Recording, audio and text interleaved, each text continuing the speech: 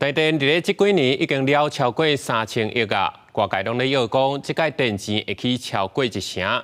经济部长王美花是表示，会继续来争取补助工业用电会先起价，民生用电的部分，若一个月用无到120度的，用起5%来计算，一个月是加无10块，影响真细。不过到底敢是要起电钱，也是要等到电价审议委员会来决定。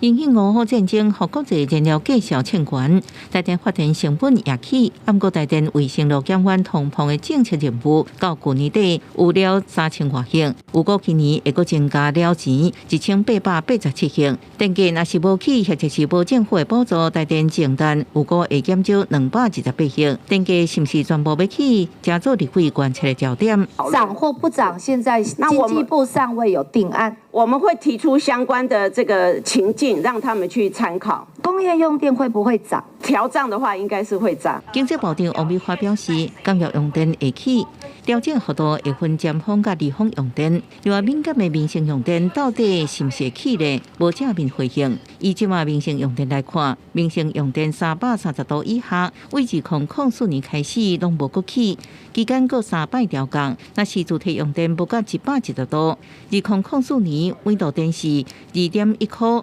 即马每度电是1.63块，因讲是电价那成本4到5成，为合理反映发电成本。经济部试算电价，若是民生用电无到110度，假设电费钱起5%，一个月每户电费钱会起9块。那每个月用电满330度，一个月电费钱会贵34块。3% 是2次吗？还是1次？4月调1次，10月调1次。它都没有逐年，所以2次3%其实总反应只有3%。